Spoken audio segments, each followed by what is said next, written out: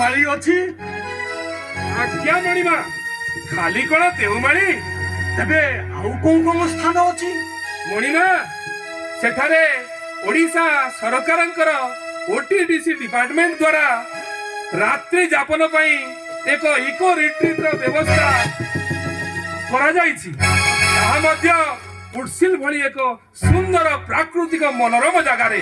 ମଣିମା, ସେଠାରେ ରାତ୍ରି ଯାପନ ସହିତ ସୁସ୍ୱାଦୁ ବ୍ୟଞ୍ଜନର ମଧ୍ୟ ଅନେକ ବ୍ୟବସ୍ଥା ତାହେଲେ ତ ଆମକୁ ସେ ଜାଗାକୁ ଭ୍ରମଣ କରିବା ପାଇଁ ଇଚ୍ଛା ପ୍ରବଳ ମାତ୍ରାରେ ହେଲାଣି। ମଣିମା, ସେଥିପାଇଁ କଣ ମୁଁ ରଖିଛି? ତା ମାନେ ତମେ କଣ ସେ ସବୁ ଯୋଜନା କରି ସାରିଛ? ମଣିମା, ମୁଁ OTDC କୁ ମେଲ କରିଦେଇଛି। କନଫର୍ମ ହେଇଯାଇଛି ପ୍ରାୟ। ନହେଲେ ମତେ ଆଜି ଏ ଶୁଭ ଭକ୍ତ କେବେ ଏ ଖଣି ମଧ୍ୟରେ ଦେଇନଥାନ୍ତ। ମଣିମା, ସେଠାରୁ କନଫର୍ମେସନ ମେଲ ମଧ୍ୟ ଆସିଯାଇଛି। ଧନ୍ୟ ଧନ୍ୟ। ଆଉ ଗୋଟେ କଥା ମଣିମା, ଆଚ୍ଛା, ଉଡ୍ସିଲରେ ଆମେ ଥଣ୍ଡା ପବନ ଏବଂ ସକାଳ ଶୀତର ଆନନ୍ଦ ତ ନେବା, ତତ୍ ସହିତ ଆମକୁ ଶୁଣିବା ପାଇଁ ମିଳିଛି ଭାରତ ସାରା ସୁରକ୍ଷା ସପ୍ତାହ ପାଳନ କରାଯାଉଛି।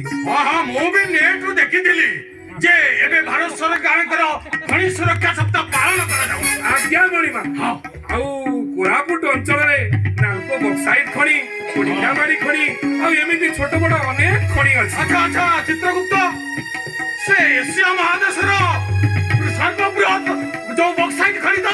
ଆଜ୍ଞା ମଣିମା। ତେବେ ତମେ ଏ ଖଣିର ସୁରକ୍ଷା ସପ୍ତାହ ପାଳନ ଉପଲକ୍ଷେ ତମେ ଏତେ ଚିନ୍ତିତ କାହିଁକି?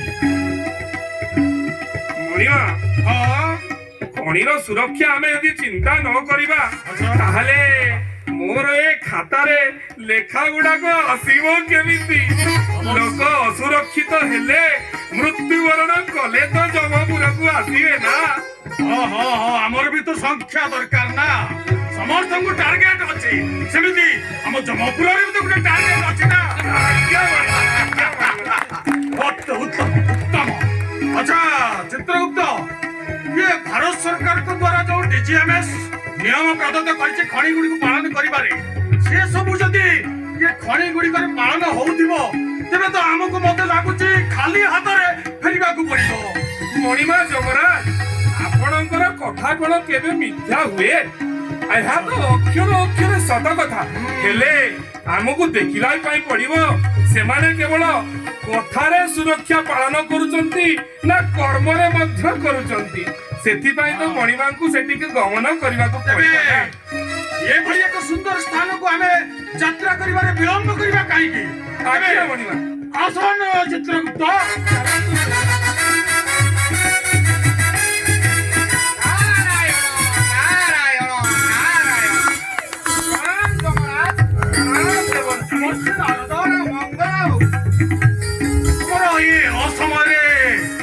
ଅଞ୍ଚଳରେ ଆଗମନ। ପ୍ରଭୁ, ମୁଁ ଏଇ ପଥ ଦେଇ ବୈକୁଣ୍ଠକୁ ଯାତ୍ରା କରୁଥିଲି। ଆପଣ ଆଉ ଚିତ୍ରଗୁପ୍ତଙ୍କର ବାର୍ତ୍ତାଳାପ ମୋ କର୍ଣ୍ଣରେ ପଡ଼ିଲା। ମୁଁ ଜାଣିବାକୁ ପାଇଲି ଆପଣ କୋରାପୁଟର ନାଲକୋ ପଞ୍ଚପଟମାଳି ଗସ୍ତରେ ବାହାରିଛନ୍ତି। ସେଥିପାଇଁ ଟିକେ ଦର୍ଶନ କରିବାକୁ ପଳେଇ ଆସିଲି ଆଉ। ଉତ୍ତମ ନାରଦ। ହେଲେ ତମେ ତ ଆମର ଯାତ୍ରା ବିଷୟରେ ଜାଣିଛ। ଆଚ୍ଛା, ସେଠି ଗଲେ ଆମକୁ କିଛି ମିଳିବ ନା ନାହିଁ? ପ୍ରଭୁ, ଆପଣ ଯୋଉ ପଞ୍ଚପଟମାଳି ନାଲକୋ ବକ୍ସାଇଟ ଖଣିକି ଯାଉଛନ୍ତି, ସେଠାରେ ସୁରକ୍ଷା ଜନିତ ତ୍ରୁଟି ଆପଣଙ୍କୁ କିଛି ମିଳିବନି। କଣ କହୁଛନ୍ତି? ନାରାୟଣ ନାରାୟଣ। ପ୍ରଭୁ, ସେଠାରେ କାର୍ଯ୍ୟରତ ସମସ୍ତ ଶ୍ରମିକ ସୁରକ୍ଷାକୁ ଏତେ ଭଲ ଭାବରେ ପାଳନ କରନ୍ତି ଯେ ଆପଣ ଅସୁରକ୍ଷିତ ଜିନିଷ କିଛି ବି ଦେଖିବାକୁ ପାଇବେ। ମାନବ ସୁରକ୍ଷା ପାଳନରେ କୌଣସି ନା କୌଣସି ଅଣଦେଖା କରୁଥିବେ।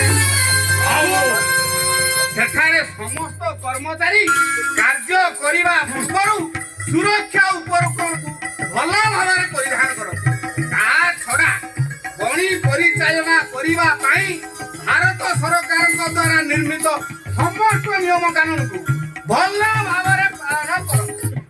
ଆଉ ମଧ୍ୟ ସେଠାରେ ଖଣି ପରିଚାଳନାର ସୁରକ୍ଷା ଦାୟିତ୍ୱରେ ଥିବା ଅଧିକାରୀ ତାଙ୍କ ଲୋକମାନଙ୍କୁ ଖଣି ସମ୍ବନ୍ଧରେ ସବୁଦିନେ ବାର୍ତ୍ତା ଦିଅନ୍ତୁ ଆଉ ତାଙ୍କ ଖଣିରେ ଥିବା ତାଲିମ କେନ୍ଦ୍ରରେ ତାଙ୍କ କର୍ମଚାରୀ ମାନଙ୍କୁ ସୁରକ୍ଷା ଜନିତ ତାଲିମ ରୀତିମତ ଦିଅନ୍ତୁ ଆପଣଙ୍କୁ ସେଠାରେ ସୁରକ୍ଷା ଜନିତ କୌଣସି ତ୍ରୁଟି ମିଳିବ ନାହିଁ। ନାରାୟଣ ନାରାୟଣ ନାରାୟଣ। ନାରଦ, ତୁମେ ମୋତେ ହସେଇଦେଲ। ମାନବ ସୁରକ୍ଷା ପାଳନରେ ନିଶ୍ଚୟ କିଛି ଅଣଦେଖା କରିଥାନ୍ତି। ଥରେ କହିଛି, ଏବେ ବି କହୁଛି ମୁଁ, ଏଇ ଅଣଦେଖାରୁ ଦୁର୍ଘଟଣା ଘଟେ ଆଉ ଦୁର୍ଘଟଣାରୁ ମୃତ୍ୟୁ ଆଉ ତାପରେ ସେ ମୃତ୍ୟୁ ଅପେକ୍ଷାରେ ଥାଏ ମୁଁ ସ୍ୱୟଂ ସୂର୍ଯ୍ୟପୁତ୍ର ଚମ୍ପା।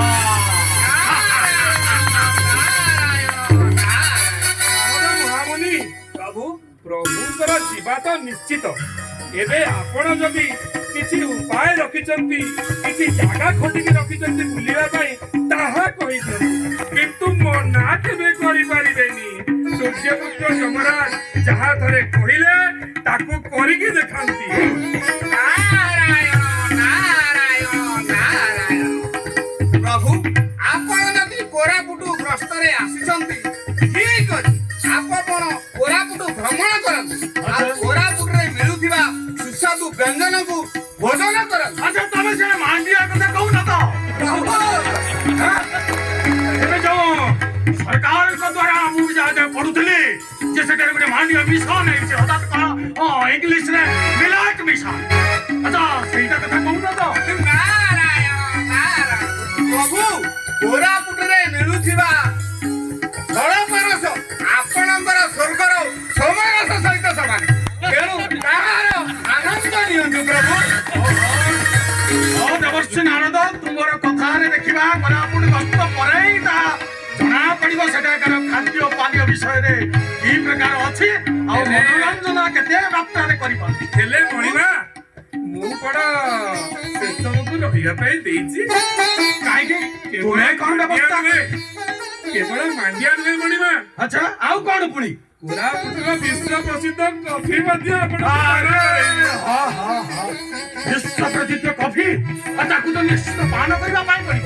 ଆଜ୍ଞା ମଣିମା, ଏବେ ପ୍ରସ୍ତାବ କରିବା ମଣିମା। ଆଚ୍ଛା, ମତେ ଆଜ୍ଞା ଦିଅନ୍ତୁ, ମୁଁ ପ୍ରସ୍ଥାନ କରୁଛି, ମୋର ପୁଣି ବହୁତ କାମ। ନାରଦ, ତମେ ଯାଇପାର। ଆଜ୍ଞା ମଣିମା।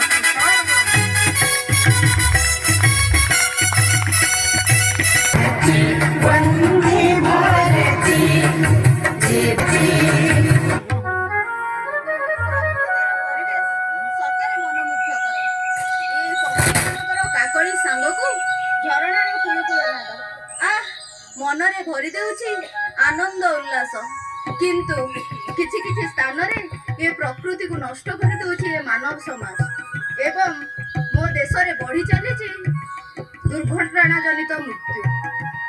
କିନ୍ତୁ ମୋ ଭାରତ ବର୍ଷର କୁଶଳୀ ଶ୍ରମିକ ମାନଙ୍କର ସ୍ୱଦେଶୀ ଜ୍ଞାନ କୌଶଳ ମାଧ୍ୟମରେ ଚନ୍ଦ୍ରଯାନ-3ର ଚନ୍ଦ୍ରପୃଷ୍ଠରେ ସଫଳ ଅବତରଣ ପାଇଁ ମୁଁ ଆଜି ଗର୍ବିତ। ମତେ ଆଜି ଗର୍ବ ଅନୁଭବ ହେଉଛି, କିନ୍ତୁ ଏହି ସୁରକ୍ଷା ଜନିତ ମୃତ୍ୟୁ ମତେ ବହୁତ ମର୍ମାହତ କରୁଛି।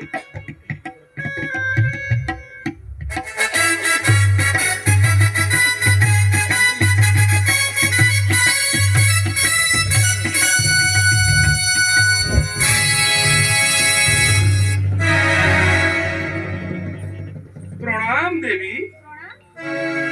ଆମେ ସୂର୍ଯ୍ୟପୁତ୍ର ଯମରାଜ, ଆଉ ଇଏ ହଉଛନ୍ତି ଆମର ସେଣ୍ଟ୍ରାଲ ରେକର୍ଡ କିପର ଚିତ୍ରଗୁପ୍ତ।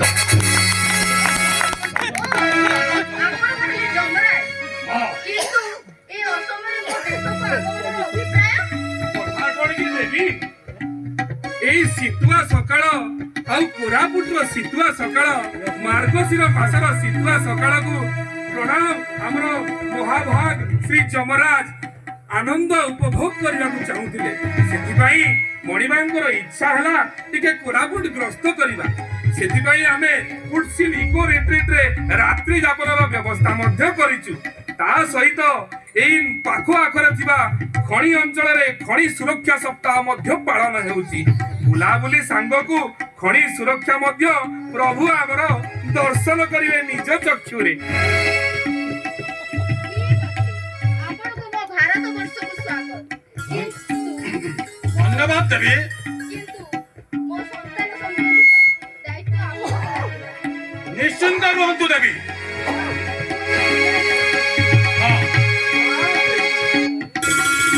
ଏ ଚିତ୍ରଗୁପ୍ତ, ପ୍ରଭୁ ସକାଳଠୁ ଏଠି ଆସି ପହଞ୍ଚିଲୁଣି, ଏ ପର୍ଯ୍ୟନ୍ତ ଜଳପାନର ବ୍ୟବସ୍ଥା ହେଇନି। ହେଲେ ପେଟରେ ମୋର ଭୋକର ଜ୍ୱାଳା, ତା ପାଇଁ କିଛି ବ୍ୟବସ୍ଥା ହେଇଛି ନା ନାହିଁ? ପ୍ରଭୁ ସେଥିପାଇଁ ତ ମୁଁ ଗେଷ୍ଟ ହାଉସରେ ସୁଶାନ୍ତକୁ କହିଦେଇଥିଲି।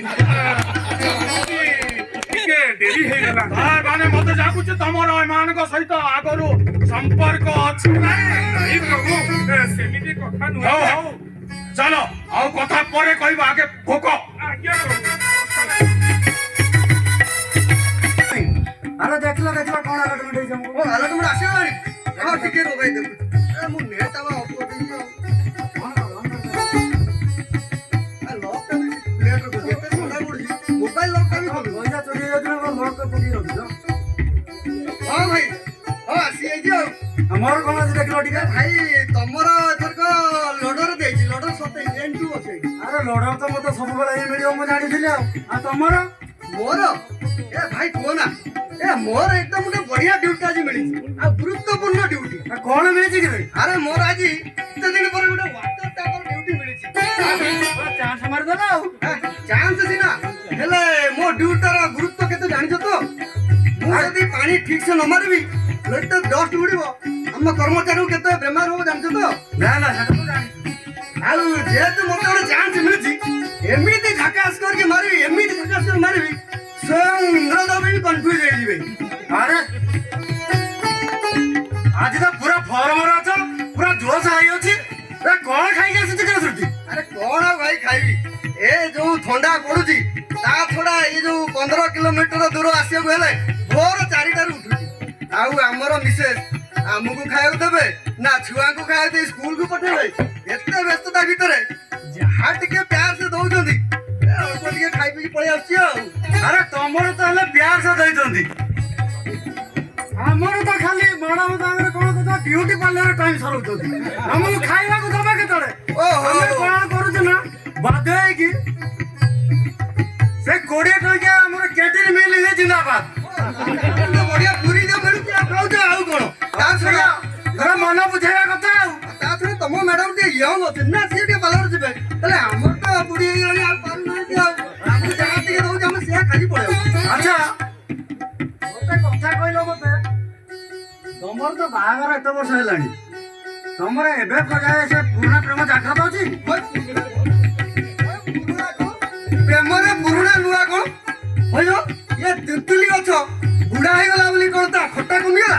ନା ଇଏ ଲଙ୍କାଟା ପାଚିଗଲା ବୋଲି ତା ରାଗ କମିଗଲା? ଆଉ ସେ ପୁରୁଣା କହିବନି, ବୁଝିଲ? ହଉ ଠିକ ଅଛି ଠିକ ଅଛି।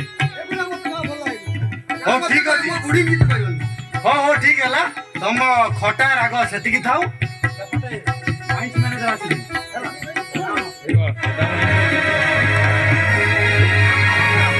নমস্কার নমস্কার।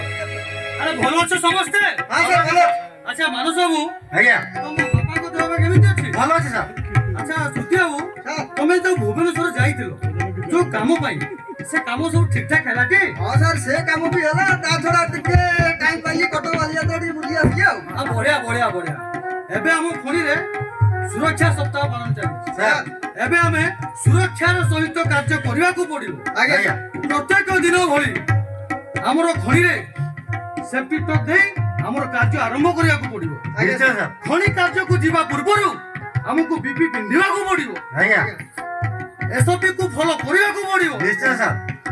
ମାଇକ୍ସରେ ଗାଡି ଚଳେଇଲା ବେଳେ ଟ୍ରାଫିକ ନିୟମକୁ ମାନି ଗାଡି ଚଳେଇବାକୁ ପଡିବ। ଆଜ୍ଞା ସାର୍। ଆଉ ଏଭଳି ଆଉ ବେଶୀ ତମକୁ କଣ ମୁଁ କହିବି, ସୁରକ୍ଷା ବିଷୟରେ ତ ତୁମେ ପୁରା ଏକ୍ସପର୍ଟ ଅଛ। ଆଜ୍ଞା ସାର୍ ସେଇଟା ତ ଆମର ନିତିଦିନିଆ କାମ ଆଉ। ଆଚ୍ଛା ଶ୍ରୁତି ବାବୁ, ତମକୁ ଆଜି ୱାଟର ଟ୍ୟାଙ୍କର ଆଜମେଣ୍ଟ ହେଇଛି ନା? ଆଜ୍ଞା ଆଚ୍ଛା ତୁମେ ଗୋଟେ କାମ କର, ଆମର ସେ S9 ଫେସ୍ଟା ସେ ଟିକେ ଡଷ୍ଟ ଉଡୁଛି। ସାର୍ ଖାଲି S9 କୁ ସବୁ ଫେସ୍ରେ ଏମିତି ମାରିଦେବି, ଟିକେ ବି ଡଷ୍ଟ ଆପଣ ଦେଖିବାକୁ ପାଇବେନି। ବହୁତ ବଢିଆ। ଆଚ୍ଛା ମାନସ ବାବୁ ଆଜ୍ଞା ସାର୍ ତୃତୀୟ ବୋଧେ ସେ ପାଣି ଟାଙ୍କିଟା ନେଇକି ସେ କାମ କରିବେ ସାର୍ ତୁମକୁ ଯୋଉ କାମଟା দিয়ে ମୁଁ ଦେଇଥିଲି ସାର୍ ସେ କାମଟା ବହୁତ ବଢିଆ ହବା ଦରକାର ନିଶ୍ଚୟ ସାର୍ ଠିକ ଅଛି ଆଜ୍ଞା। ଆଉ ସେପଟେ ମୁଁ ଯାଇକି ଦେଖୁଛି ଆମର ସେ ଯୋଜନାଟା ଲାଗିଛି ସାର୍। ବକ୍ସାଇଟ୍ ପ୍ରଡକ୍ସନ କରିବାର ଅଛି ଆମ ପାଖରେ ଆଉ କେତେ ଜମା 3 ମାସ ସମୟ ରହିଲା ସାର୍ 3 ମାସ ସମୟ ମଧ୍ୟରେ ଆମର ଯୋଉ ଟାର୍ଗେଟ ପ୍ରଡକ୍ସନ ଟାର୍ଗେଟ ଅଛି ତାକୁ ଆମକୁ ଆଚିଭ କରିବାକୁ ପଡିବ ଆପଣ ନିଶ୍ଚୟ ରୁହନ୍ତୁ ସାର୍ ତାହେଲେ ହେଇଯିବ ତମ ଉପରେ ମୋର ଅଖଣ୍ଡ ବିଶ୍ୱାସ ଅଛି ପୁରା ସେତିକି ସାର୍ ଭରସା ହଁ, ସାର୍ ବଢିଆ ଆଉ କିଛି ପ୍ରୋବ୍ଲେମ ହେଲେ ମତେ ନିଶ୍ଚିତ ଜଣାଇବ ନିଶ୍ଚୟ ସାର୍ ହଉ ମୁଁ ଏଥର ଆସିଛି ଠିକ ଅଛି ହଉ ମାନସ ଭାଇ ସାର୍ ତ ଗଲେଣି ଆଉ ଚାଲ ଆମେ ଆମ ନିଜ ନିଜ କାମରେ ଠିକ ଅଛି ଆମେ କାମ କରିବା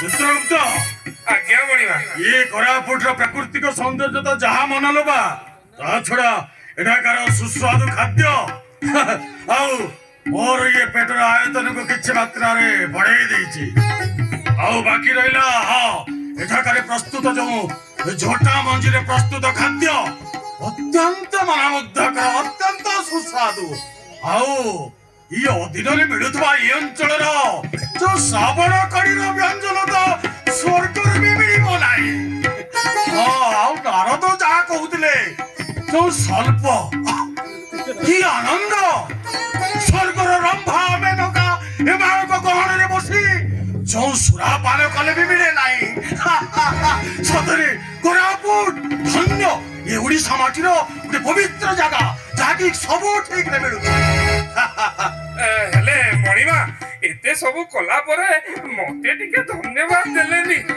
ଓହୋ ଚିତ୍ରଗୁପ୍ତ ତମେ ତ ସବୁବେଳେ ହିଁ ଭଲ କାମ କରୁଛ ତମକୁ କେତେ ଧନ୍ୟବାଦ ଦେବି ଲାଗୁଛି ପ୍ରଭୁ ଆମର କୋରାପୁଟ ପ୍ରେମରେ ପଡିଗଲେଣି ହେଲେ ପ୍ରଭୁ ଆପଣ ଭୁଲି ଯାଉଛନ୍ତି ଯେ ଆମେ ଏଠାକୁ ଖଣି ସୁରକ୍ଷା ପରିଦର୍ଶନରେ ଆସିଛନ୍ତି ଆସିଛୁ ହେଲେ ଯିବା ନା ଯିବା ନାହିଁ ଯିବା ତେବେ ଆଉ ଲେଟ୍ କାହିଁକି ଚାଲ ପ୍ରଭୁ ପ୍ରସ୍ଥାନ କରନ୍ତୁ ପ୍ରସ୍ଥାନ ତ କରିବା ନିଶ୍ଚୟ ହେଲେ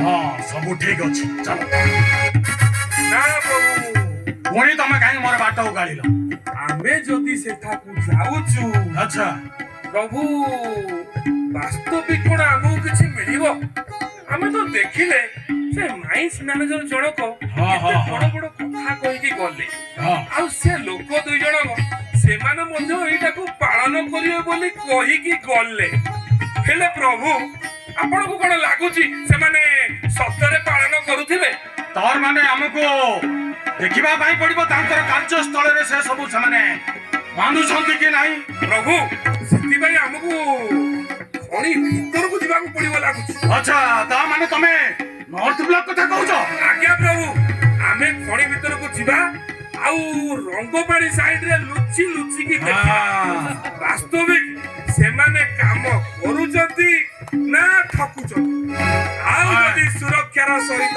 କାମ କରୁନଥିବେ ଆମ ପୋଥିରେ ତ ତାଙ୍କ ନାଁକୁ କାଟିଲି ହେଲେ ଚିତ୍ରଗୁପ୍ତ ଆଜ୍ଞା ପ୍ରଭୁ ଇଏ ଆମର କାର୍ଯ୍ୟରେ ଠକିବା ତା ମତଲବ ନାହିଁ ମେନ୍ ସୁରକ୍ଷାକୁ ପାଳନ କରୁଛନ୍ତି ତାହା ଦେଖିବା ଆଜ୍ଞା ପ୍ରଭୁ ଆଉ ତାହେଲେ କଣ କହୁଥିଲ କୋଉ ପାଣି ରଙ୍ଗପାଣି ଆଚ୍ଛା ରଙ୍ଗ ପାଣି ସାଇଡରେ ଆମକୁ ତାହେଲେ ଛୁଟି କରି ଦେଖିବା ପାଇଁ ପଡିବ ତେବେ ଆଉ ବିଳମ୍ବ କାହିଁକି ରଙ୍ଗ ପାଣିଟା କୋଉ ପଟେ ରଙ୍ଗପାଣି ଆମର ନର୍ଥ ବ୍ଲକ ପଟେ ଆପଣ ଯୋଉପଟେ କହିଲେ ଆରେ ଠିକ ଅଛି ବର୍ତ୍ତମାନ ଆମେ କୋଉ ପଟକୁ ଯିବା ଆମେ ଏବେ ପ୍ରସ୍ଥାନ କରିବା ଲୁଚି ଲୁଚି ଆସି ଦେଖିବା ଭଲ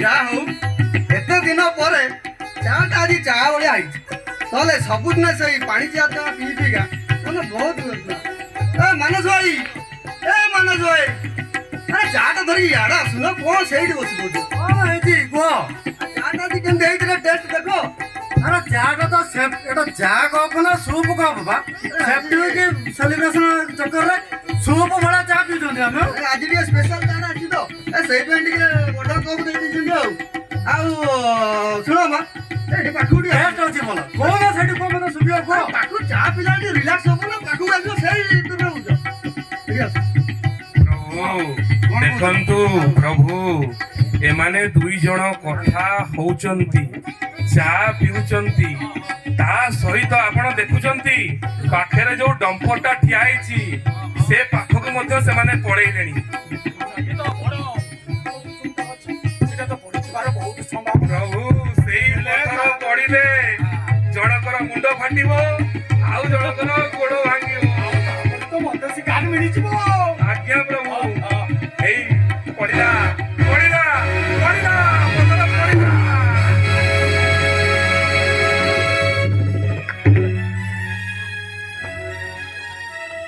ଚିତ୍ରଗୁପ୍ତ ଦେଖିଲ ତ ମନା କରୁଛି ତୁମେ କହିଲ ସେଇଠି ପିଇବାକୁ ଏଇ ହେଲମେଟଟା ଥିଲା ବୋଲି ମୋ ମୁଣ୍ଡଟା ଆଜି କେମିତି ବଞ୍ଚିଗଲା। ଆରେ ହେଲମେଟ ଥିଲା ମୋ ଗୋଡରେ ପଡିଲା। ତମର ସେ କଣ ହେଲା? ପଥର ଗୋଡରେ ପଡିଲା ସେଫ୍ଟି ସୁଟା ଥିଲା ବୋଲି କିଛି ହେଲା ନାହିଁ। ଓ ସେଇ ପଥରଟା ନହେଲେ ଆଙ୍ଗୁଳି ଗୁଡାକ ସବୁ ଯାଇଥାନ୍ତା। ସେଇ ପଥରଟା ମୋ ମୁଣ୍ଡରେ ଯାଇକି ହେଲମେଟ ବାଜି ତମ ସେଫ୍ଟି ବାଜି। ହଁ ପରା କଣ ହେଲା କି ଆମର ଭୁଲ ହେଲା ଆମେ ସେ ଡମ୍ପର ତଳ ଦେଖିଲେ ତ ଭାଇ ତମେ ଠିକ କହୁଥିଲ।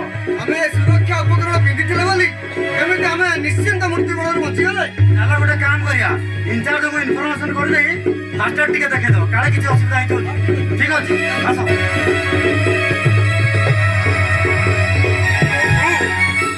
ଏ କଣ ଘଟିଗଲା ପ୍ରଭୁ? ଆରେ ଇଏ ତ ସୁରକ୍ଷା ଉପକରଣ ପରିଧାନ କରିଥିଲେ ବୋଲି ତାଙ୍କର ଜୀବନ ବଞ୍ଚିଗଲା। ତେବେ ଆମକୁ ଏଠି ମତେ ଯାହା ଲାଗୁଛି ଏ ଜିରୋ ଲୋଡରେ ନେଇକି ଯିବା ପାଇଁ ପଡିବ ଆମକୁ। ଦାନା ପାଣି ଆମକୁ ଏଠି ମିଳିବନି ପ୍ରଭୁ।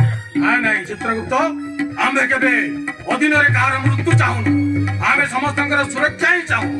ଆମର ମୁଖ୍ୟ ଉଦ୍ଦେଶ୍ୟ ସମସ୍ତେ ଭଲରେ ରହନ୍ତୁ ଏବଂ ସୁଖ ଶାନ୍ତିରେ ରହନ୍ତୁ ପରିବାର ସହିତ।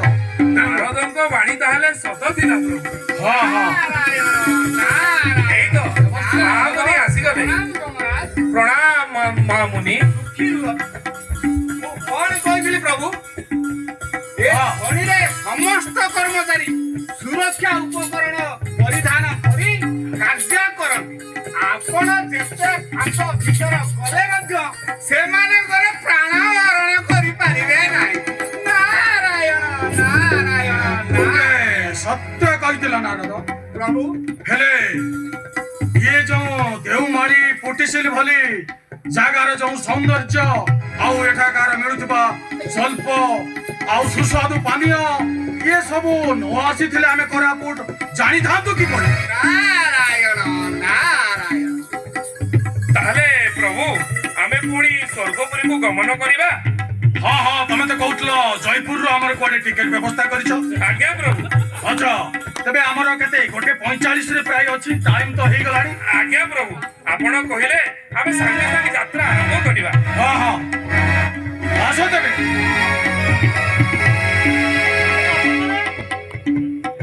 ଆପଣ ମାନେ କିଏ ସମସ୍ତେ? ଆମେ ଆମେ ସୂର୍ଯ୍ୟପୁତ୍ର ଯମରାଜ। ପିପି ଆମର ହେଲମେଟ ଅଛି, ମୁକୁଟ, ଆମର ଜୋତା କଠଉ ଆଉ ଇଏ ହଉଛନ୍ତି ଆମର ସେଣ୍ଟ୍ରାଲ ରେକର୍ଡ କିମ୍ବା ଚିତ୍ରଗୁପ୍ତ ଆଉ ଇଏ ଦେବର୍ଷୀ ନାରଦ।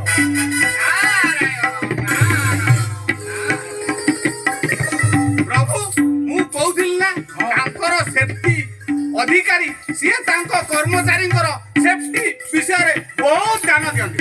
ସବୁ ସମୟରେ ସେଫ୍ଟି ବାର୍ତ୍ତା ସେମାନଙ୍କୁ ପ୍ରଦାନ କରନ୍ତି। ହେ ମାନବ ଆମର ଯମରାଜ ନିଜେ ସ୍ୱୟଂ ଚାହିଁଥିଲେ ଆପଣଙ୍କର ମାଇନ୍ସର ଦର୍ଶନ କରିବା ପାଇଁ। ଆପଣମାନେ ସୁରକ୍ଷା ବାସ୍ତବରେ ପାଳନ କରୁଛନ୍ତି ନା କେବଳ କଥାରେ କହୁଛନ୍ତି ସେ ସବୁ ଦେଖିବା ପାଇଁ ଆମେ ପୃଥିବୀ ଭ୍ରମଣ କରିଥିଲୁ। କିନ୍ତୁ ଆସିବା ଆଗରୁ ଆମକୁ ନାରଦ ମହାମୁନି କହି ସାରିଥିଲେ ଯେ ଆପଣଙ୍କୁ ନାଲକୋ ଖଣିରେ କିଛି ଅସୁରକ୍ଷିତ ମିଳିବ ନାହିଁ। ନାରାୟଣ ନାରାୟଣ। ଆଉ ଆମେ ବାସ୍ତବରେ ଆସି ଦେଖିଲୁ ଆପଣଙ୍କର କଥା ଯେମିତି କାମ ସେମିତି। ଆପଣଙ୍କର ଖଣି ବାର୍ତ୍ତା ଆମେ ପ୍ରଥମେ ଶୁଣିଲୁ ଏବଂ କର୍ମ ପରେ ଦେଖିଲୁ ଏ ସବୁ ଏକଦମ ସତ୍ୟ ଥିଲା। ଆମେ ଆଉ ଆମ ପ୍ରଭୁ ଏଥିରେ ପ୍ରୀତ ହେଲେ। ନାରଦଙ୍କ ବାଣୀ ଆଉ ଆପଣଙ୍କର ଯୋଉ ଖଣିରେ ସୁରକ୍ଷା ଅତ୍ୟନ୍ତ ଉପଯୋଗୀ ସମସ୍ତଙ୍କ କର୍ମଚାରୀ ପାଇଁ। ଆଉ ଉତ୍ପାଦନ ହେଉ ବା ତତ୍ସଂଲଗ୍ନ ଯାହା ବି ସୁରକ୍ଷା ଉପକରଣ ଆପଣ ମାନେ ପାଳୁଥିବାରୁ ଆମେ ଏଇଥିରେ ସମ୍ପୂର୍ଣ୍ଣ ଖୁସି ଅଟୁ। ଆଉ ୟା ସ୍ୱର୍ଗପୁରରେ ବି ଆମେ ଚିତ୍ରଗୁପ୍ତ ନୋଟିଫିକେସନ କରିଦେବ ଯେ ସୁରକ୍ଷାରେ ଯେମିତି କେହି ଦେବାଦେବୀ ବି ମଧ୍ୟ କମ୍ ନ କରନ୍ତି। ଆଜ୍ଞା ଆଉ ତାଙ୍କୁ ଉଦାହରଣ ଦେଇ କହିବ ନାଲକା ପାସପୋର୍ଟ ପରେ ମାଇ ଚାର ବର୍ଷକୁ ଯାଅ ଆଉ ସେଠି ମଧ୍ୟ ଯାଇକି ସମସ୍ତେ ପୁଲିସରେ ରହି ଦେଖି ଆସ ଆଜ୍ଞା ବଳିବା ହଁ ଆଉ ତୁମ୍ଭ ମାନଙ୍କୁ ସଦା ସର୍ବଦା ଉତ୍ପାଦନ ହଉ ବା ସୁରକ୍ଷା ହଉ ସଦା ସର୍ବଦା ସୁରକ୍ଷା ନିୟମ ପାଳନ କରିବାକୁ ଆଦେଶ ଦଉଛି ମୋ ଯମରାଜ। ନା